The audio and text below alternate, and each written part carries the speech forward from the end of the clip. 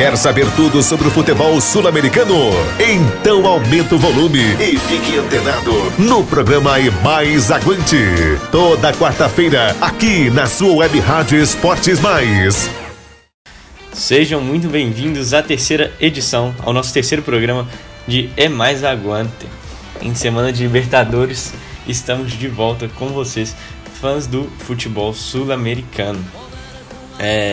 Tivemos jogos ontem, na terça-feira de Libertadores, tivemos times brasileiros, argentinos, uruguaios estreando pela fase de grupos. Hoje vamos ter mais jogos e quinta também, e vamos trazer para vocês a análise desses jogos. Mas antes, vamos falar um pouco sobre o campeonato argentino, que terminou a 17ª rodada nessa segunda-feira, que tem o Boca Juniors como líder mais uma vez, com incríveis 43 pontos. O segundo colocado é o Talleres com 34. Então uma diferença aí grande entre o primeiro e o segundo colocado. Daí para baixo já está um pouco mais embolado. O Talleres tem 34, o São Lourenço tem 31, mas com um jogo a menos, assim como o Independente, que é o quarto, que tem 29. Fechando a zona da Libertadores vem o Racing, que já tem 17 jogos, com 28 pontos. O sexto colocado que busca uma vaga é o Huracan. Na parte de baixo da tabela temos o Arsenal em 28º, o Olimpo em 27º, o Chacarita em 26º e o Temperley em 25º. Um dado a se destacar é o River na 21ª colocação, com apenas 19 pontos, com menos 3 de saldo de gols. O poderoso River Plate, que está na Copa Libertadores. Então vamos para os jogos da 17ª rodada. O Huracan, na sexta-feira, recebeu o Estudiantes no El Palacio e venceu a partida por 1-0. O Globinho tá querendo uma vaga nessa Libertadores, hein? O gol da partida foi marcado por ninguém mais, ninguém menos que Inácio Pucetto, a estrela do time. O Olimpo, que luta contra o rebaixamento, recebeu o Arsenal, que é uma aposta minha para ser o rebaixado, é o lanterna do campeonato, e venceu por 2-1 em Bahia Blanca. O Godoy Cruz recebeu o Racing, o Godoy Cruz que é muito poderoso em casa, e também perdeu para essa excelente equipe do Racing, que o Michel vai comentar logo mais para vocês sobre o jogo contra o Cruzeiro pela Copa Libertadores. O Racing fez um 2-1 no Godoy Cruz, jogando no Malvinas Argentinas em Mendoza. O Defensa e Justiça, que está ali no meio de tabela, recebeu o Patronato de Paraná e ganhou por 1-0 em Florencio Varela. O Lanús apenas empatou com o Rosário Central. O Lanús está lá embaixo na tabela, está em 22º, mas os seus promédios são um pouquinho melhores. O Vélez Sarsfield venceu o River, o Vélez que no começo do campeonato era um forte candidato ao rebaixamento, e à medida que o campeonato foi avançando, foi melhorando sua campanha. O Atlético Tucumã não saiu do 0-0 contra o Tigre. No domingo, dia 25, o Chacarita, que é o último na tabela de promédio, recebeu o Belgrano de Córdoba em sua casa, em San Martín, e perdeu por 1-0. O Independente recebeu o Banfield e ganhou por 1-0 com gol de Martín Benítez, quem errou o pênalti na final da Recopa contra o Grêmio. O Boca Juniors deu um baile, um jogaço contra o San Martín San Juan e venceu por 4-2 em La Bombonera. Os gols foram de Cristian Pavón, com assistência do Tevez. Desculpa, o primeiro gol foi do Tevez, aí depois o Pavón fez, e o Nandes aos 68 fez o terceiro, e o Ávila, para fechar o marcador, fez o quarto para o Boca Juniors. Quem fez para o San Martín foi o Fernandes e o Spinelli. O União e o Colón empataram no clássico santafesino por 1-1. Os gols foram marcados pelo lado do União por Gonçalo Ortiz e pelo lado do Colón pelo Coreia. Quem começou ganhando foi o Colón. O União, que está um pouquinho em crise, conseguiu empatar. A semana antes do clássico foi tensa lá em Santa Fé para o União. O Nils e o Temperley, na segunda-feira já, não saíram do 0-0. Jogo em Rosário. O Tacheres, que é o vice-líder, esse grande Tacheres que há 3 anos atrás estava na segunda divisão, na terceira divisão, perdão, subiu para a segunda e agora é o vice-líder da Superliga Argentina. Ganhou de 2-0 do Argentino Júnior, que não faz uma má campanha, subiu na última temporada e, considerando que é um time que acabou de subir, é o 14º. E o Gimnasia venceu o São Lourenço por 1-0. Temos segurada no Ciclone aí. Então esses foram os jogos da 17ª rodada. E agora eu vou trazer para vocês os jogos da próxima rodada, que é a 18ª. Já começa nessa sexta-feira com um jogo muito bom entre Arsenal de Sarandi, que tem que lutar contra o rebaixamento, contra o Lanús, que está lá embaixo também.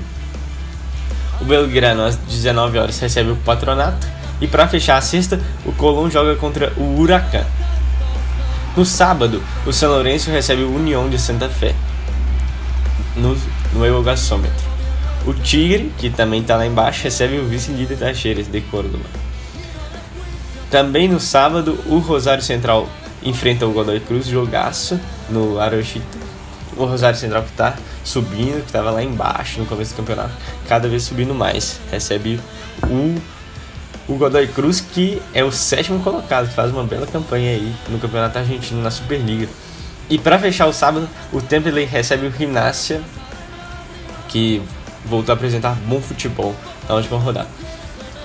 Para começar o domingo, temos Atlético Tucumã e Defensa e Justiça em Tucumã, em San Martín de Tucumã, às 17 horas. Também às 17 horas temos Banfield contra Newell's Old Boys. O Banfield, que foi eliminado da Libertadores recentemente e não faz uma boa campanha. O River, que tem que se recuperar no campeonato, que joga hoje contra o Flamengo pela Copa Libertadores, recebe o Chacarita também no domingo. E para fechar o domingão, temos um jogaço entre Racing, que vem jogando muito mesmo. Ontem contra o Cruzeiro deu um show, enfrenta o Vélez Sarsfield às 9h30 no El Cilindro. E para fechar a rodada, temos a segunda-feira com 3 jogos importantes. Estudiantes jogam contra o Olimpo de Bahia Blanca em La Plata, no Ciudad de La Plata. O San Martín recebe o 4º colocado Independente. Independente, é importante que ganhe esse jogo para ficar ali em cima, mesmo estando focado na Libertadores. Independente joga amanhã contra o Deportivo Lara na Venezuela. E o Argentino Júnior recebe o Boca Juniors. Então esse é o respaldo da Superliga Argentina, que promete muito. E agora vamos falar um pouco de campeonato colombiano. O Nunes traz para vocês as novidades da Liga Águila. Olá, ouvintes do Aguente Mais. Aqui é o José Nunes e eu vou falar o que aconteceu na semana no futebol colombiano. A 5ª rodada da Liga Águila 1 começou na quinta-feira com a vitória do Atlético Nacional sobre o América de Cali no Atanasio Girardot por 2-0. Na sexta-feira, o Leones venceu o Deportivo Pasto por 2-1. No sábado, caiu a invencibilidade do Independiente Medellín, que perdeu por 2-0 para o Rio Negro Águilas no Alberto Grisales em Antioquia. No La Independência, o Patriotas Boyacá venceu a Aliança Petroleira por 2-1. Fechando o sábado, o Deportivo Cali venceu o atual campeão Milionários por 2-0. No domingo, o La Equidad venceu por 1-0 o Envigado. O Once Caldas bateu o Ulhas pelo placar mínimo de 1-0 também. O Independiente Santa Fé goleou o Jaguares de Córdoba por 4-0 no El Campín em Bogotá. O Deportes Tolima perdeu em casa para o Atlético Bucaramanga de 1-0 e o Júnior fechou a rodada vencendo o Boyacá de Capo de 1-0 também. A classificação tem um novo líder. O Once Caldas e Independente de Medellín estão com 12 pontos, mas com critério de desempate, o campeão da Libertadores de 2004 ocupa a primeira posição. Em terceiro está o Atlético Nacional, seguido por Patriotas de Boyacá, Deportivo Cali e Envigado. O América de Cali fecha a zona de classificação para as quartas de finais na oitava posição com 7 pontos. Pelos torneios intercontinental, o campeão de 2016, o Atlético Nacional, joga fora contra o Colo-Colo nesta terça-feira. Na quarta, será a estreia do Milionários em casa contra o Corinthians. Na quinta, o Santa Fé recebe o Emelec do Equador e o Júnior recebe o Palmeiras. Aqui é o José Nunes e eu falo pelo Aguante Mais. É isso aí, Nunes. A Liga Águila é um torneio muito disputado, com muitas equipes boas nesse campeonato colombiano. Agora vamos falar um pouquinho de Libertadores. O Michel Corbatti traz para vocês as novidades das equipes argentinas nessa semana de Libertadores. Como foram os jogos e como vão ser os jogos de quarta e quinta, de hoje e amanhã. Fala aí, Michel. Amigos, começou a Copa Libertadores e começou de maneira excelente. Começou com um Cruzeiro e Racing, ou melhor, um Racing e Cruzeiro, partida disputada na Argentina, no cilindro de Avejaneda, de tirar o fôlego, que superou todas as expectativas. Podemos ver duas equipes em campo que buscam protagonismo, duas equipes em campo que não deixam de atacar. No primeiro tempo, onde o Racing teve mais posse, mas o Cruzeiro também chegou a incomodar ao goleiro Juan Musso. O Racing contou com a estrela de sua joia, Lautaro Martínez, que no primeiro tempo, em 2 finalizações, conseguiu colocar 2 bolas no fundo das redes. Os 2 gols do Racing partiram de bolas paradas, mas a gente pôde perceber a infiltração que Lautaro Martínez faz e costuma fazer na equipe do Racing entre a defesa adversária. No segundo tempo, o Racing, com a vantagem no placar, baixou as linhas, atraiu o adversário como sempre faz, atraiu o Cruzeiro e se expôs aos contragolpes da equipe argentina. Pelos flancos, o Racing é muito forte. Dinamismo e velocidade são características do sistema ofensivo da equipe de Kudê. Matias Zaratio pelo lado direito, Rick Centurion pelo flanco esquerdo e Lautaro Martins flutuando por trás do 9 do centroavante, do Licha Lopes, que inicia a partida como centroavante, mas faz muita função do falso 9. A gente pode perceber Lisandro Lopes abrindo espaço na defesa para as infiltrações de Lautaro Martínez. Em cobrança de escanteio, o próprio Martínez de cabeça ampliou o placar em favor do Racing. O Cruzeiro ainda conseguiu diminuir em uma excelente cobrança de falta de Robinho, mas em uma das poucas falhas de Egídio na cobertura na partida, pelo lado direito do ataque do Racing, Augusto Solari ampliou o placar em 4-2, finalizou a partida e concedeu os 3 primeiros pontos da equipe argentina na competição. Mas foi um baita jogo, uma baita partida, que a gente espera poder ver também nesta quarta-feira. Esperamos ver Flamengo e River Plate, apesar de um confronto sem a beleza da torcida, a gente espera ver um confronto belo dentro de campo. Esperamos ver um confronto com qualidade técnica, como foi a partida desta terça-feira entre Racing e Cruzeiro, porque Flamengo e River Plate são equipes que têm também qualidade e podem apresentar essa qualidade dentro de campo. O River Plate chega de 7 partidas, 7 derrotas, né? na competição, na Superliga Argentina, na temporada argentina, que tem o calendário, segue o calendário europeu 2017-2018. Então, na temporada, o River Plate chega atuando fora de casa com 7 derrotas seguidas.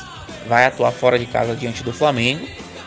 Vem com essa crise, né? Marcelo Gallardo não conseguiu ainda dar liga nessa equipe, que foi uma das equipes argentinas que mais investiram para a competição, para a Copa Libertadores. E de cara pode haver uma mudança. Nacho Scocco pode ser equipe titular e Rodrigo Moura parece levar vantagem para formar a dupla de ataque com Lucas Prato. O River também não vai poder contar com 2 peças fundamentais da criação de jogo. O River não pode contar com Pity Martínez e nem com Nacho Fernandes. Martínez e Fernandes foram os principais jogadores da equipe na temporada passada, na competição, na Libertadores da temporada passada. São 2 jogadores que desempenham o papel de criar as jogadas ofensivas em favor da equipe de Marcelo Gallardo. Para substituir os meias, Gallardo deve entrar entre os titulares com Juan Quintero, recém-chegado, recém-contratado, e Santos Borré. Provavelmente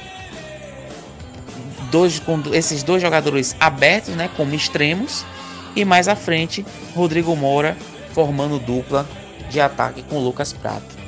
Mas não termina por aí. Teremos também o Estudiantes, que vai estrear na Libertadores diante do Nacional, uma partida complicada no Uruguai. O Nacional do Uruguai é uma equipe que a gente já conhece, não é uma equipe que tem muita demonstração e qualidade técnica, assim como o Estudiantes também carece um pouco às vezes de uma qualidade técnica, mas são 2 equipes duras, 2 equipes como a gente gosta de chamar de copeiras. E sim, são 2 equipes copeiras, 2 equipes que sabem disputar e sabem jogar a Libertadores. Prevejo uma partida muito dura e de poucos gols.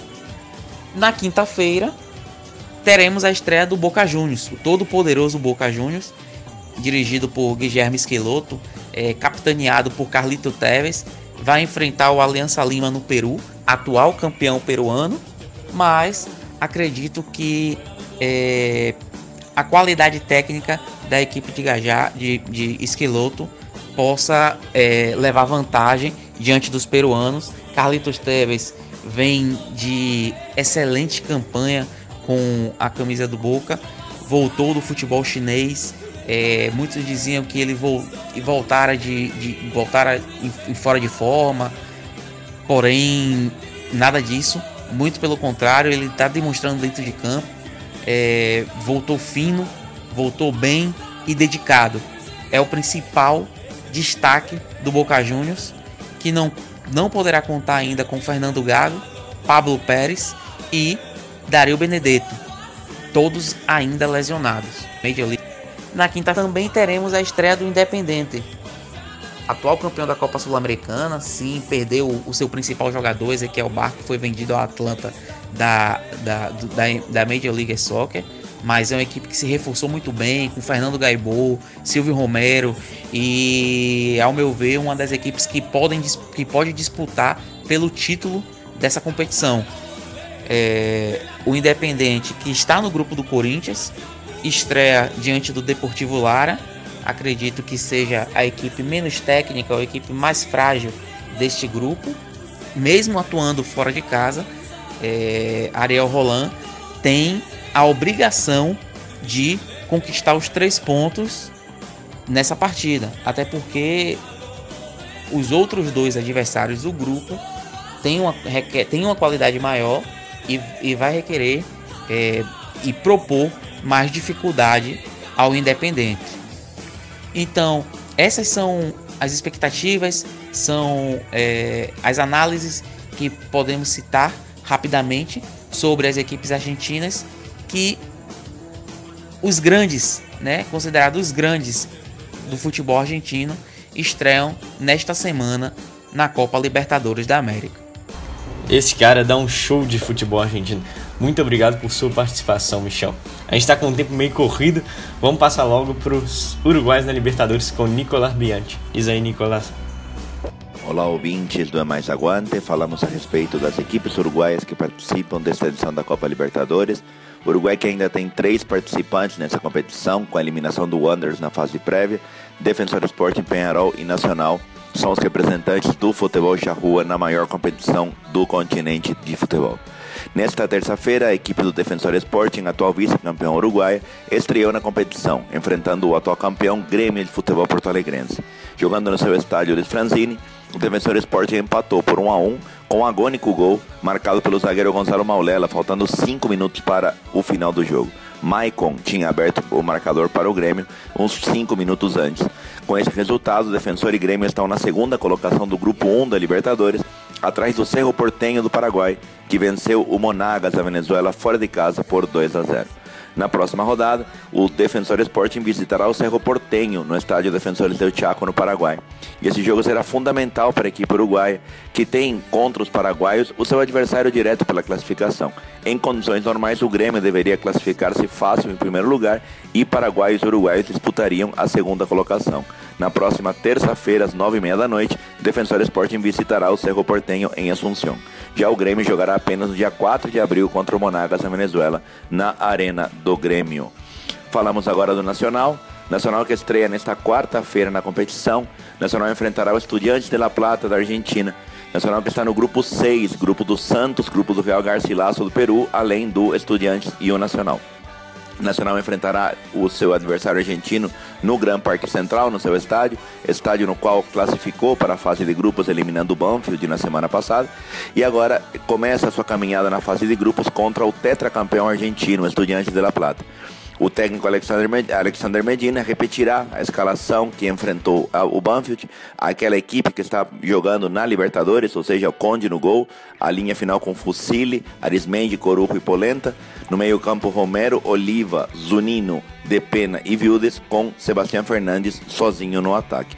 E essa equipe foi a responsável por eliminar os argentinos e também foi a base da equipe que eliminou a Chapecoense na primeira fase de grupos. No Estudiantes da Argentina, o desfalque fica por conta do atacante Gastón Fernandes, ex-jogador do Grêmio, que passou por uma contusão e desfalca os argentinos por aproximadamente 3 meses após cirurgia. No gol argentino, Mariano Andújar, goleiro que provavelmente deve fazer parte da seleção da Copa do Mundo, estará no gol, tentando segurar o ímpeto da equipe tricolor. A última equipe uruguaia a estrear na Libertadores será o Peñarol, mas ainda daqui a apenas 2 semanas. O Peñarol joga apenas no dia 15 de março contra o The Strongest na Bolívia, na sua primeira participação na Copa Libertadores 2018. Com as informações das equipes uruguaias na Copa Libertadores, Nicolás Bianchi para o É Mais Aguante. É isso aí, Nicolás. Além das equipes argentinas citadas pelo Michel e das equipes uruguaias, tivemos jogos de outras equipes na fase de grupo da Libertadores. O Cerro Porteño venceu o Monagas por 2-0 no Monumental de Maturim. O Cerro quebrou um jejum de 7 anos sem vencer na estreia da Libertadores. Além disso, tivemos no Santiago Monumental, estádio do Colo-Colo, a partida entre Colo-Colo e Atlético Nacional de Medellín. O Atlético Nacional venceu por 1-0 fora de casa. Hoje vamos ter a estreia do Delfim na Copa Libertadores. Estreia de verdade, não nessa edição. É a primeira participação do clube em alguma Copa Libertadores. Contra o Bolívar, time que tradicionalmente já vem participando da Copa Libertadores. A partida ocorre em Hokkaido, no Equador. Além disso, vamos ter o Santa Fe, que enfrenta o Emelec no El Campín, em Bogotá. A partida ocorre na quinta-feira às 19h15. Também na quinta-feira temos 2 jogos de equipes brasileiras. O Real Garcilaso do Peru recebe o Santos no Garcilaso de la Vega às 19h15, também no mesmo horário do jogo do Santa Fé. E o Palmeiras tem o difícil confronto contra o Junior de Barranquilla, no Metropolitano de Barranquilla, às 9h30. Dessa forma, vamos chegando ao fim de mais um É Mais Aguante. Muito obrigado por sua audiência. Hoje eu tive comigo a participação do Michel Corbacho, do Nicolas Viante e também do José Clay Nunes. Eu sou Paulo Viana e queria deixar um recado aí pro dono da Web Rádio É Mais. Wesley, aumenta o tempo do É Mais Aguante pra gente dar conta de falar de tudo. O tempo ficou corrido hoje, mas conseguimos trazer de forma bem completa para você as principais notícias do futebol sul-americano. Não se esqueça que toda quarta vamos estar aqui no ar, na Web Rádio É Mais, na Web Rádio Esportes Mais. E na próxima quarta-feira tem mais Libertadores para você, tem mais campeonato argentino, mais campeonato colombiano. Vamos voltar com o campeonato uruguaio também. Muito obrigado mais uma vez por sua participação. Não se esqueça, toda quarta é Mais Aguante na sua Web Rádio Esportes Mais.